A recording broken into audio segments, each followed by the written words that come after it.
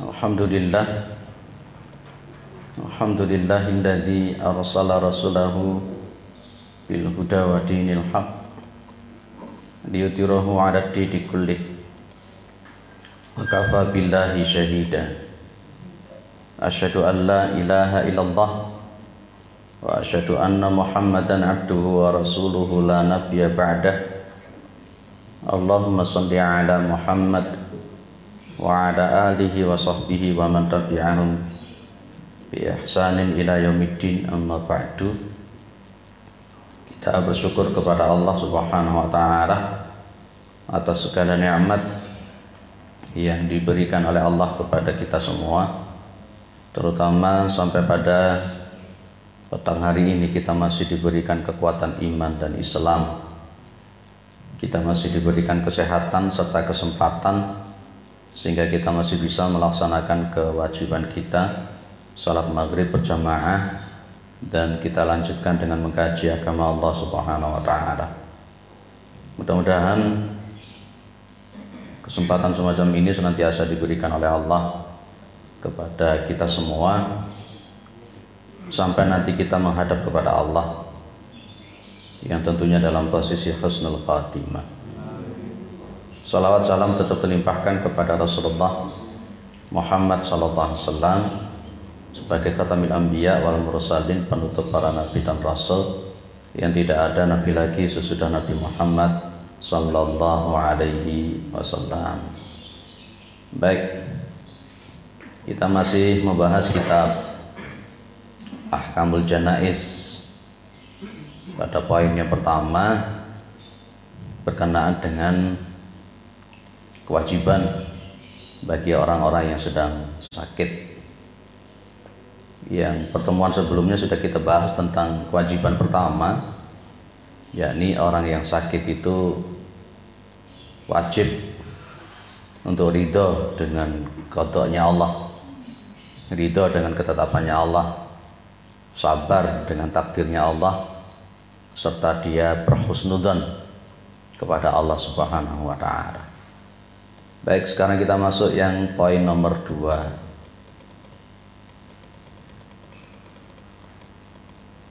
Oke, tulisannya kewedi.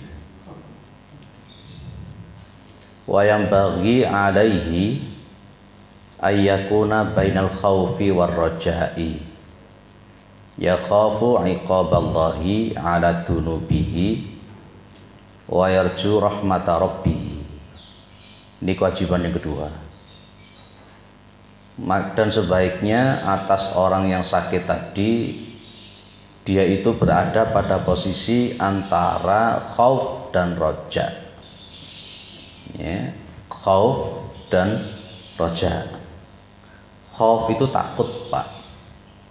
Khauf itu wedi. Sementara roja itu mengharap-harap. Dan ini dalam kapasitas apapun kita, sebenarnya tidak hanya sekedar kita di dalam posisi sakit. Setiap saat pun antara khauf dan roja ini harus ada.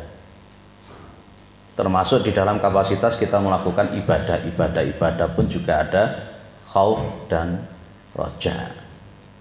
Kalau di dalam masalah sholat dulu masih ingat ya Pak, saya sampaikan di adab dzikir dulu ada hudurul qalbi, ada tafahum, ada ta'zim, kemudian ada haya, ada khauf, dan ada roja. Dulu itu yang saya sampaikan. Nah, ketika kita dalam kondisi sakit, maka khauf dan roja ini menancap di dalam hati kita. Karena posisinya pas ketika kita sakit itu ya tidak tahu apakah tetap masih hidup dengan diberikan kesembuhan oleh Allah, ataukah pas ketika kita sakit itu kemudian kita dimatikan oleh Allah. Ya khafu iqaballahi ta'ala ala dunubihi, takut dengan siksaannya Allah atas dosa-dosanya. Ya, kita ini al-insanu mahalul khata' wa nisyan. Pas ketika kita sakit itu kita juga khawatir loh. Kita juga khawatir kalau pas ketika kita sakit dosa-dosa kita banyak dan kemudian kita meninggal dalam posisi itu. Sementara dosa-dosa kita banyak. Sementara belum ada kesempatan buat kita untuk bertaubat kepada Allah, kemudian kita disakit oleh Allah Subhanahu wa taala. Ini penting yang namanya khauf. Kita manusia itu seringkali kemendel. Apa kemendel nih, Pak? Sok-sokan berani menghadapi kematian sementara kita ini dosa kita ya wakeh. Ya, makanya kullu bani Adam khata'un wa khairu khata'in at-tawwabun, bahwa setiap anak Adam itu pasti punya kesalahan dan sebaik-baiknya orang yang bersalah itu mereka itu adalah orang-orang yang bertaubat. Di samping khauf, takut dengan azabnya Allah atas dosa-dosa yang dilakukan, wa yarju rahmata rabbih, dan mengharap-harap rahmatnya Tuhannya dia. Mengharap-harap Tuhannya dia siapa? Allah Subhanahu wa taala. Harapannya ya mudah-mudahan, ya namanya manusia mahalul khata' wa nisyan, itu pas ketika dia sakit dia diampuni oleh Allah Subhanahu wa taala. Pas ketika meninggal dalam posisi sakit itu dosa-dosanya diampuni oleh Allah Subhanahu wa taala. Makanya memang dulu pernah saya sampaikan bahwa ridho, sabar terhadap sakit yang diderita itu sebenarnya punya efek untuk menghapuskan dosa-dosa. Pas ketika kita menjenguk orang yang sakit dulu kan kita paham sunnahnya, anjurannya ngomong la ba'sa tahurun insyaallah. Tahurun itu kan artinya kan mensucikan. Ya, memang sakit itu kalau dihadapi dengan ridho, dengan sabar, dengan husnudzon, maka sakit tersebut bisa menghapuskan dosa-dosanya. Nah, pas ketika kita sakit kita mengharap kepada Allah, mudah-mudahan rahmatnya Allah turun dengan ujian sakit itu dan dosa-dosanya diampuni. Anan Nabiyya sallallahu alaihi wasallam dakhala ala syabin wa huwa bil mauti. Sesungguhnya Nabi Muhammad SAW itu masuk ala syabin, atas seorang pemuda. Maksudnya Rasulullah SAW itu sedang menjenguk. Ada seorang pemuda, wa huwa bil mauti. Pemuda ini dalam posisi sakaratul maut. Nabi Muhammad itu seperti saya sampaikan Bapak Ibu, beliau itu paling rajin kalau untuk menjenguk orang yang sedang sakit, itu beliau rajin, paling rajin. Sampai orang yang melempari batu atau meludahi beliau itu dalam riwayat itu. Ketika orang yang meludahi beliau itu sakit, beliau itulah orang yang pertama menjenguk. Itu Nabi Muhammad SAW. Beda dengan kita ini. Kita ini masih suka untuk sakit hati dan dendam sama orang. Nah, pas ketika Rasulullah SAW menjenguk seorang pemuda yang sedang sakaratul maut ini, faqala kaifa tajiduka. Kaifa tajiduka itu bisa kita artikan bagaimana keadaanmu. Keadaanmu piye? Kamu bagaimana keadaannya? Qala. Nah, ini menarik perkataan seorang pemuda. Wallahi demi Allah. Wallahi demi Allah. Ya Rasulullah, inni arjullaha wa inni akhafu dhunubi. Ya Rasulullah, sesungguhnya aku ini mengharap kepada Allah. Sesungguhnya aku ini mengharap kepada Allah. Yang dimaksud dengan mengharap kepada Allah itu ya mengharapkan rahmatnya Allah, mengharapkan dijauhkan dari azabnya Allah, dijauhkan dari siksaannya Allah. Ini arjullah, saya mengharap kepada Allah rahmatnya. Wa inni akhafu dhunubi, dan sesungguhnya aku itu takut, wedi takut dunubi atas dosa-dosaku. Loh ini loh Pak, kira-kira pas ketika kita sakit itu model perasaan begini ada ndak? Kadangkala yang sering yang terjadi pada diri manusia, pas ketika dia diberikan sakit, sakitnya juga mulai sudah parah, itu yang muncul suudon sama Allah, yang muncul tidak ridho, yang muncul tidak sabar. Nah, justru kalau kita kemudian mati dalam keadaan tidak sabar, tidak legowo atas sakit yang kita derita, yo itu yang menyebabkan kita jadi su'ul khotimah. Jenengan milih meninggal itu sakit dulu atau langsung tiba-tiba mati? Milih mana jenengan? Tak takoni lah guyu to jenengan. Jenengan pas ketika meninggal itu milih sakit dulu atau tiba-tiba mati? Sakit dulu. Hah? Milih mana sampean? Sakit dulu. Milih sakit dulu. Masya Allah. Milih sakit beliau milih sakit dulu. Ada yang memilih langsung mati? Enak-enak sholat tahajud mati.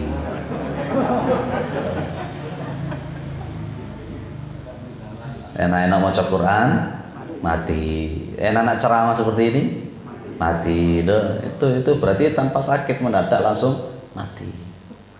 Kayak di viral di YouTube itu pas ketika membaca wa ilahukum ilahu wahid langsung plek mati.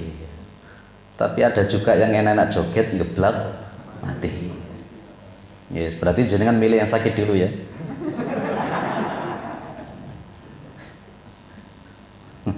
Biasanya ucapan kita itu adalah ditarik mana? Ya, ditarik mana? Maka faqala Rasulullah sallallahu alaihi wasallam, maka Nabi Muhammad sallallahu alaihi wasallam bersabda ketika mendengar ucapan seorang pemuda yang sedang sakaratul maut ini, beliau mengatakan la yajtami'ani. Kedua hal ini tidak akan pernah berkumpul. Ya. Fi qalbi 'abdin fi mithli hadzal mautin. Dua perkara ini tidak akan pernah berkumpul di dalam hati seorang hamba di dalam perumpamaan tempat seperti ini. Illa a'tahullahu mayarju wa amanahu mimma yakhafu. Nah, ketika artinya secara singkat begini loh Pak. Ketika orang itu sedang sakit, ada dua hal di dalam dirinya, khauf dan roja, maka ya illa kecuali a'tahullahu mayarju, maka Allah itu pasti akan memberikan apa yang dia harapkan, dan Allah akan mengamankan dari apa-apa yang dia takuti. Artinya kalau pas ketika jenengan sedang sakit, jenengan ridho, ada khauf, ada roja, Pak, insya Allah dengan apa yang dikatakan oleh Rasulullah Muhammad SAW ini, maka dosa-dosa kita diampuni dan kita diselamatkan dari apa yang kita takutkan, insya Allah. Baik, kita lanjutkan. Hadis ini diriwayatkan oleh Imam At-Tirmidzi, sanadnya adalah hasan. Juga diriwayatkan oleh Ibnu Majah, juga Abdullah bin Ahmad fi Zawaidiz Zuhdi, dan seterusnya. Kita lanjutkan. Yang ketiga, wa mahma istadda al maradu,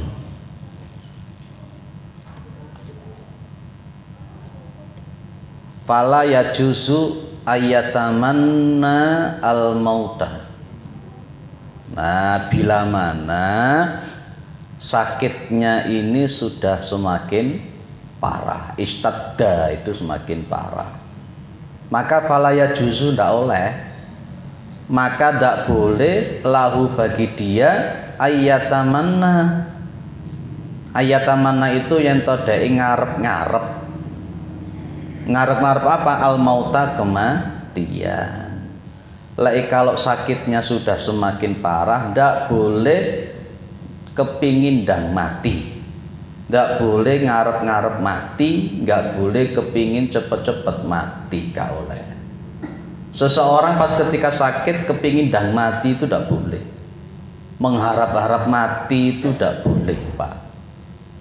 Biasanya kan ada orang mengeluh, aku kok gak ndang mati ya, aku kok gak gak ndang mati. Itu artinya menunjukkan bahwa dia itu ndak sabar, ndak ridho dengan ketetapan Allah Subhanahu wa taala.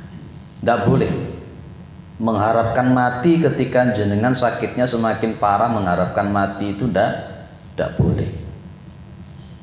Nah, ini pesannya Nabi Muhammad kepada Abbas, paman beliau. Anna Rasulullah sallallahu alaihi wasallam dakhala alaihim wa Abbasun ammu Rasulillah sallallahu alaihi wasallam yastaki.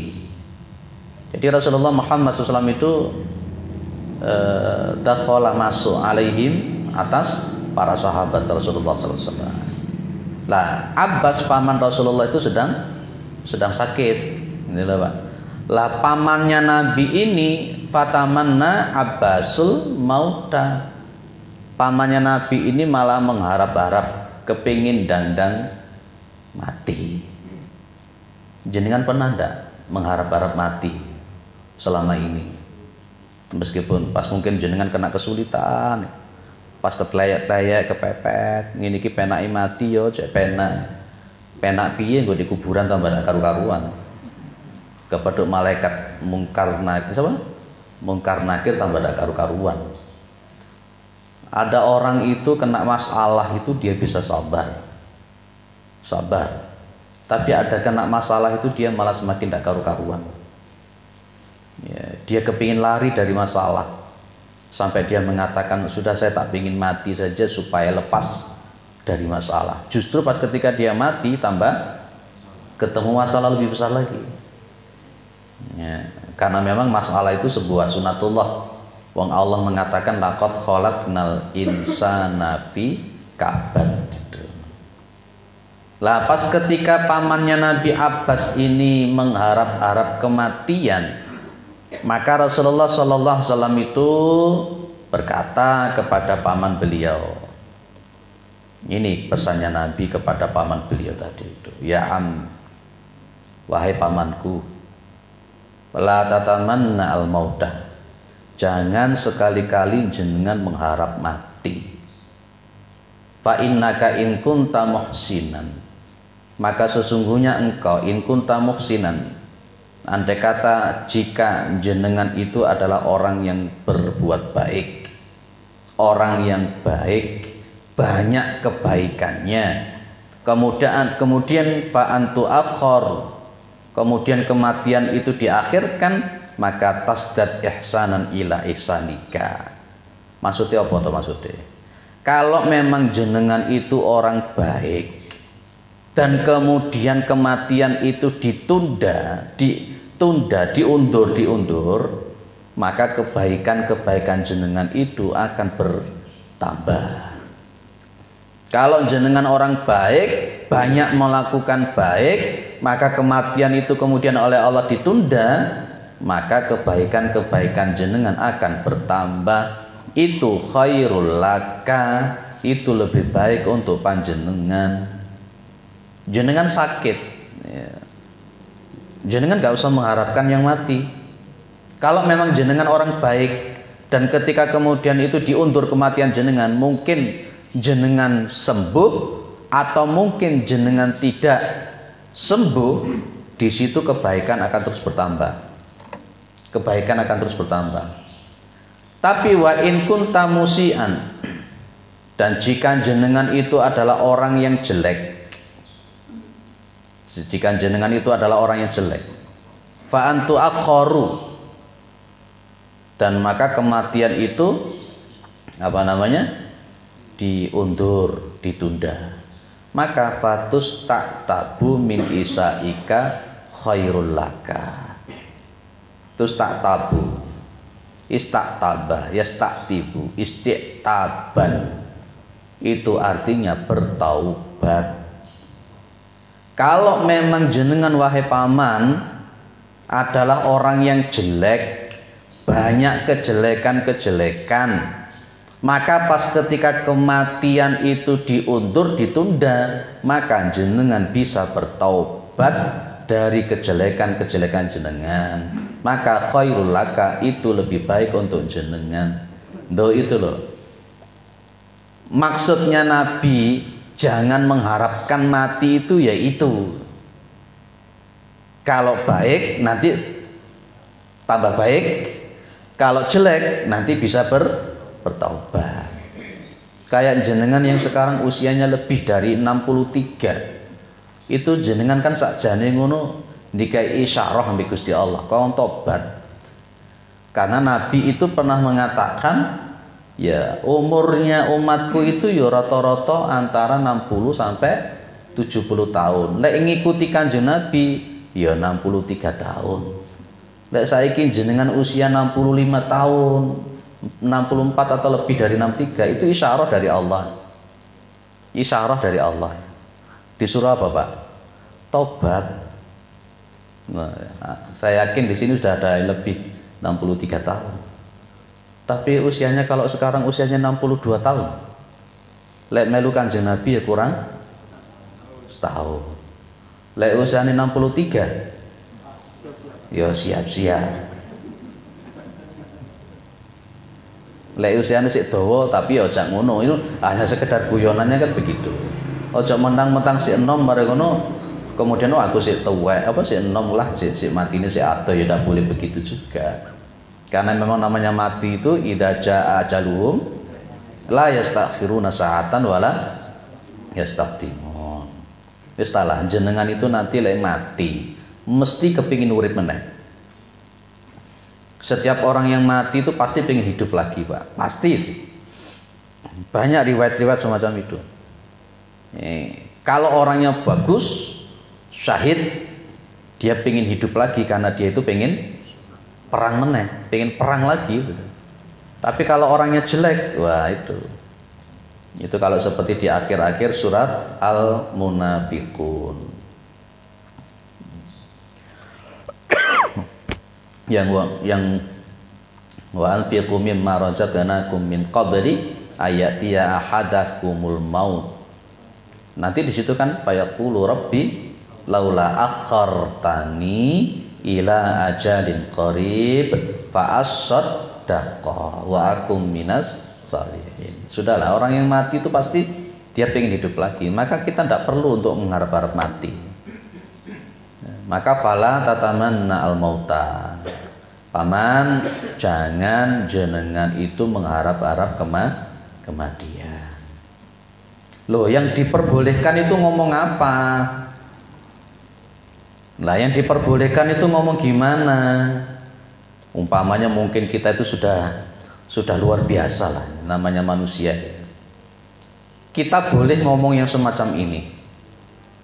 Kita boleh ngomong yang seperti ini. Kita boleh yang ngomong begini. Fa in kana la budda fa'ilan falyaqul. La budda itu mesti, kepaksaan, harus. Maka jika ada dia itu terpaksa untuk melakukan sesuatu, ya maka falyaqul, hendaklah dia berkata. Tapi memang betul-betul kepepet, kepaksaan, yang diperbolehkan hanya ngomong begini. Allahumma ahyini maka natil hayatu khairan li.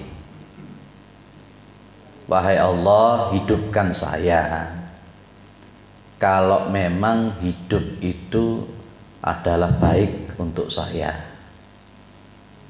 Wa tawaffani in kanat alwafatu khairal li. Matikan saya apabila mati itu lebih baik untuk saya. Loh, apa bedanya dengan mengharap-harap kematian? Beda, Pak. Kalau jenengan amati secara linguistiknya saja berbeda. Nah, itu kalau memang jenengan terpaksa harus mengucapkan sesuatu, ya berkatalah seperti itu tadi. Berdoa, wahai Allah, kalau memang hidup itu lebih baik untuk saya, ya hidupkan saya.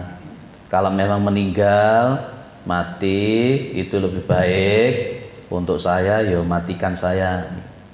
Cuman itu yang boleh kita ucapkan. Pernah jenengan mengucapkan ini? Pernah ya? Ya, saya pernah, tapi bukan untuk diri saya sendiri. Jadi adik ipar saya itu kan sakitnya parah betul ya. Jadi dalam satu hari itu bisa kejang berkali-kali. Kasihan betul itu. Dan itu lama, bertahun-tahun. Sejak kecil juga sudah gitu. Dan setelah diseken, otaknya itu memang otaknya tidak bisa berkembang dan seterusnya. Kasihan betul dia itu. Jadi pas ketika di akhir-akhir kehidupannya itu dia kejang, kemudian tidak tapi sebelum itu, 1 tahun sebelumnya dia itu ditubruk kendaraan sampai 2 kakinya patah, ya, harus dioperasi. Sudah lengkap. Dan kejang, terus di akhir-akhir itu dibawa ke UGD. Jadi disitulah saya sempat batin kepada Allah. Kasihan memang sudah bertahun-tahun diberi seperti itu dan sebagainya. Dia anak yang baik. Saya sempat berdoa semacam ini. Dan dengan izin Allah Subhanahu wa taala, malam hari itu juga dicabut oleh Allah Subhanahu wa taala nyawanya. Jadi satu hari itu bisa kejang berkali-kali misalnya. Ya, gemuk, anaknya gede dan belum menikah sampai usia itu. Nah, ini jadi tuntunannya Rasulullah itu. Tuntunannya Rasulullah SAW seperti itu. Ya, clear. Nggak boleh mengharap mati. Baik, lanjut.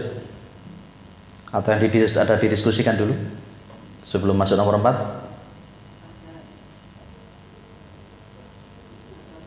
Nggih, monggo.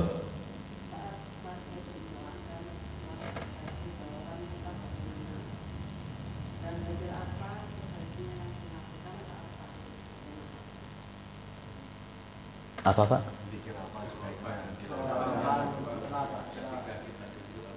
Kalau kita dikasih sakit, dikir apa yang baik itu?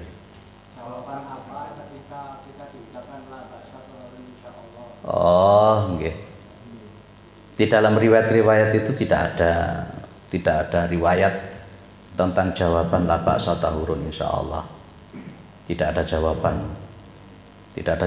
dan tidak ada riwayat kita disuruh untuk menjawab ketika kita disebuti la ba'sa tahurun insyaallah. Itu sebenarnya kan ketika ada orang itu mengucapkan itu kan sebenarnya kan doa untuk kita juga itu dan juga termasuk itu merupakan sebuah peringatan, motivasi supaya kita bisa lebih sabar. Tidak ada riwayat itu. Baik, ada yang lain? Dikir pas ketika sakit.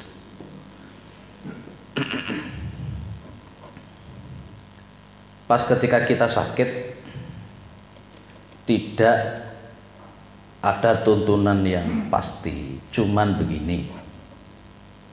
Kalau kita dulu itu sakit, kita sudah bahas di bab menjenguk orang sakit itu, ada doa-doa yang kita baca, di antaranya untuk meminta kesembuhan ya. Saya bukakan dulu, saya tidak mau jawab kecuali kalau dengan dalil.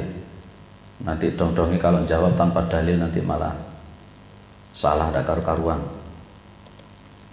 Saya bukakan lagi.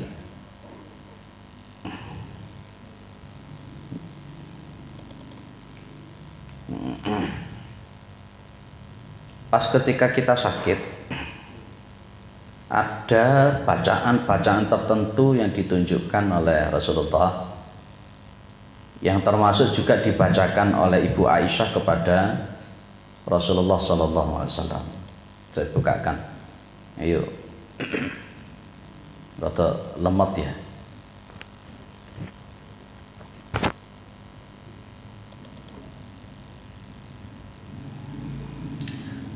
Di antaranya dulu yang dibaca oleh Ibu Aisyah radhiyallahu anha kepada Rasulullah SAW, pas ketika sakit beliau itu semakin parah, beliau itu membacakan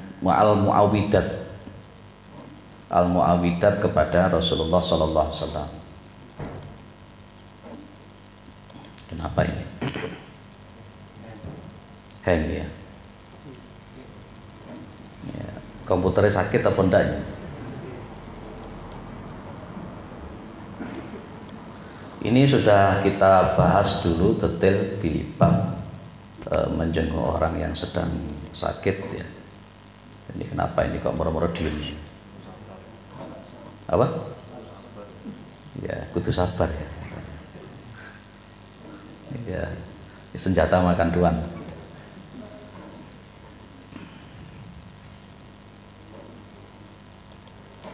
Yo, kenapa Bu? Ini kok gak anu Bu? Ini kok dibuka kena.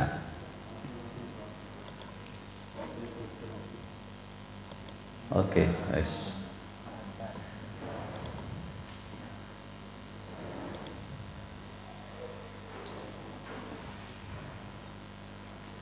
Nah, ini loh diantaranya. Seseorang itu pas ketika dia sakit, dia boleh meletakkan tangannya itu di tempat yang sakit.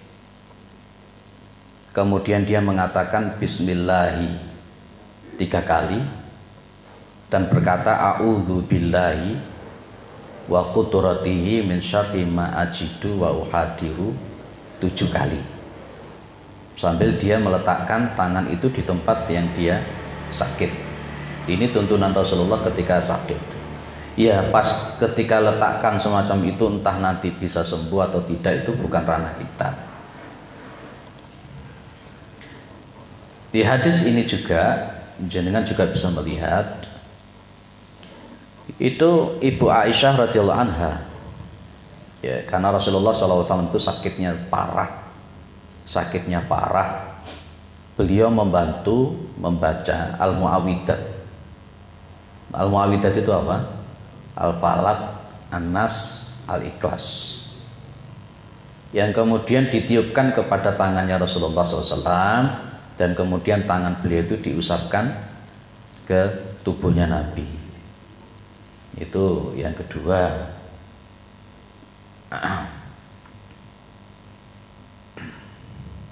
Boleh juga membaca ini kalau kita ini mendatangi orang yang sedang sakit. Tapi bolehkah kemudian orang yang sakit itu sendiri berdoa dengan ucapan adhibil ba'sa Rabban nas isfi wa anta syafi la syifaa illa syifauka syifaan la yughadiru saqaman? Jawabannya boleh. Boleh. Ini juga untuk dibaca untuk orang yang sedang sakit. Sebenarnya bacaan-bacaan semacam ini kan juga untuk motivasi kepada kita, kepada Allah, supaya kita bisa lebih sabar dan sebagainya. Itu diantara zikir-zikir yang ada, yang boleh kita baca,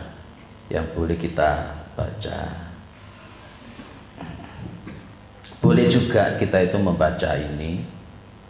Ya, ini pun juga boleh dibaca untuk orang yang sedang sakit.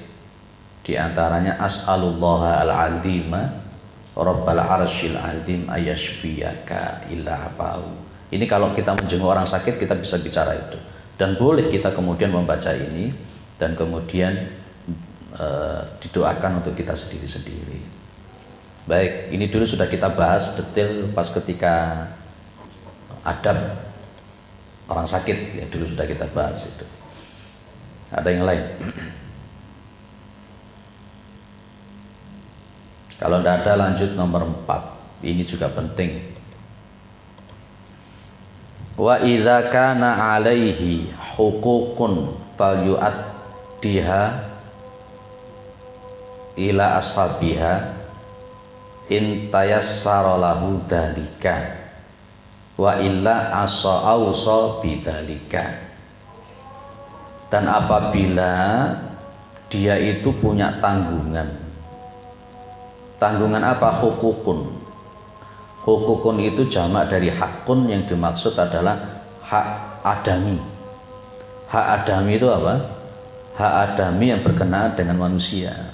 Utang, mungkin juga dia punya kesalahan, punya apa, maka fal yu'addiha ila sabiyah, maka hendaklah dia itu menunaikannya itu kepada ashabiyah yang mempunyai hak adam tersebut. Kalau memang dia itu punya utang, sesegera mungkin utangnya itu di sahur. Kalau memang dia punya kesalahan, sesegera mungkin dia itu meminta maaf. Sudah ada, Pak? Sudah. In tayassara dzalika, jika dia punya menemukan kemudahan untuk menyelesaikan, menunaikan hak-hak Adam tersebut. Kanjeng Nabi tidak mau nyolati orang yang mati ketika dia punya utang. Monggo ada dulu.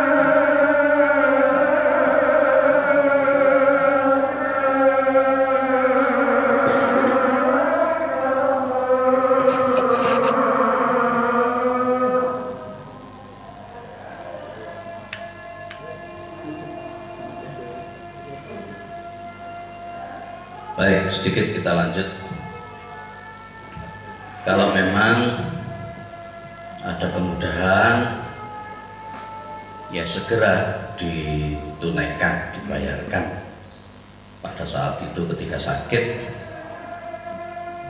Kalau tidak, dia mempunyai wasiat, menulis wasiat nanti untuk bisa ditunaikan oleh ahli warisnya, terutama yang berkenaan dengan masalah hutang. Sebenarnya kalau kita pahami, orang yang ketika dia mau meninggal itu kan ada beberapa hal yang perlu digarisbawahi ketika dia itu mau mati. Ini ada 4 poin yang mungkin prioritas untuk harta warisan itu. Jadi 1, digunakan untuk keperluan pengurusan jenazah, kain kafan, penguburan dan lain-lain.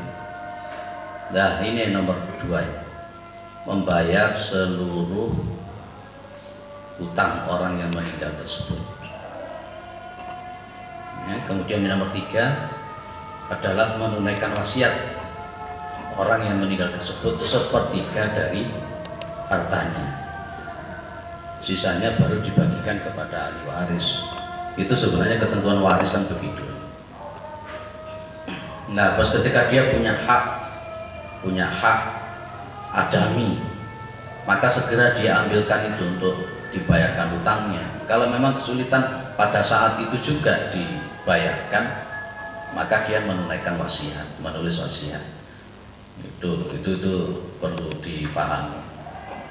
Baik, Rasulullah SAW itu bersabda begini, penting.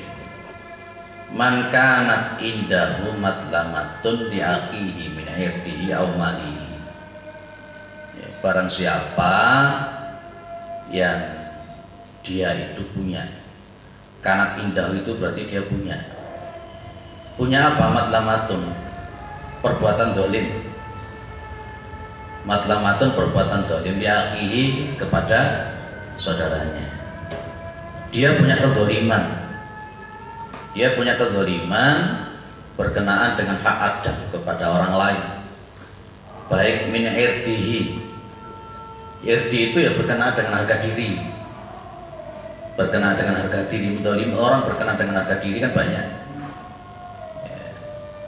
Au malihi, atau berkenaan kezaliman yang berkenaan dengan masalah harta.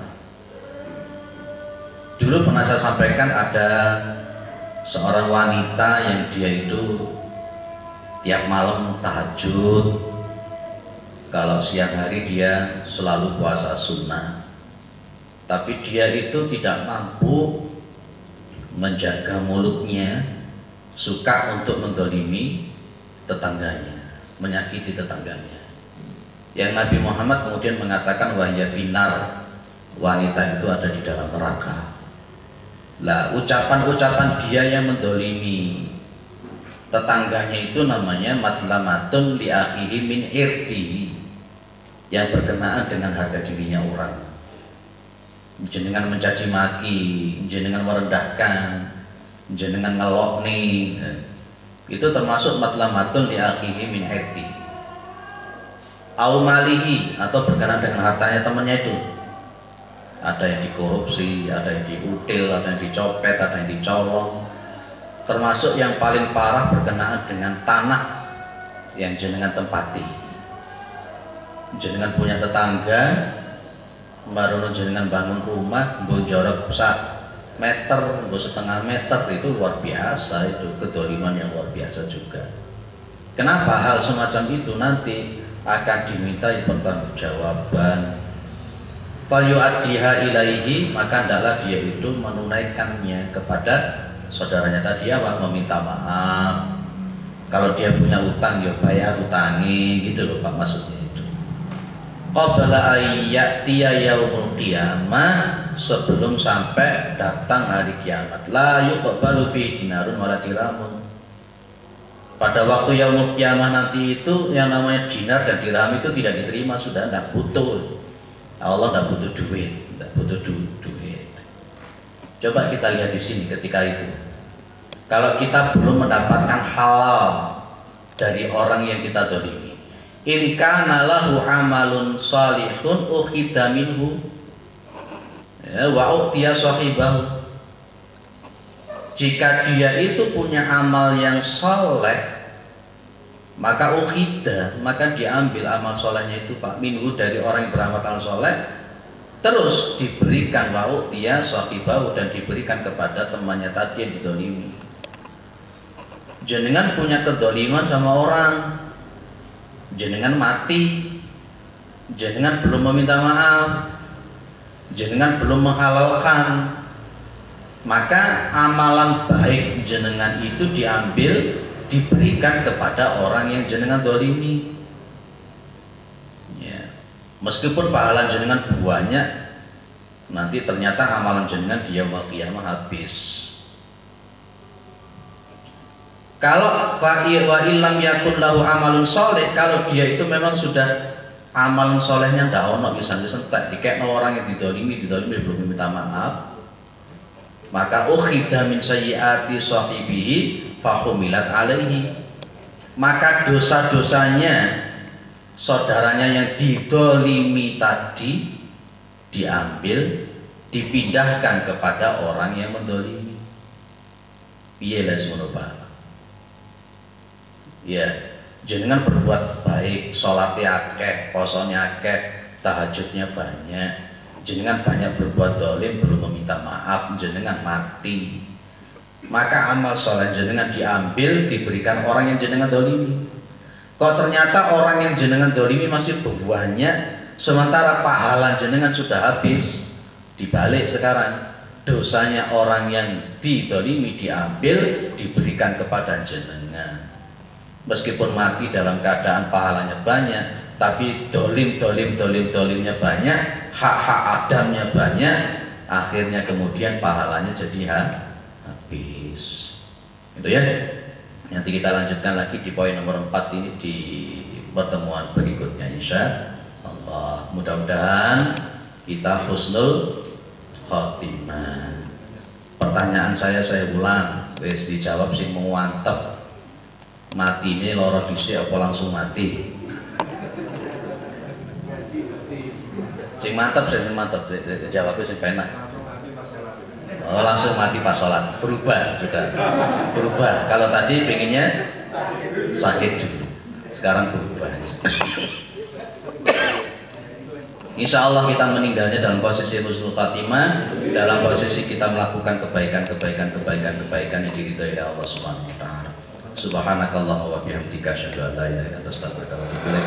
Assalamualaikum warahmatullahi wabarakatuh.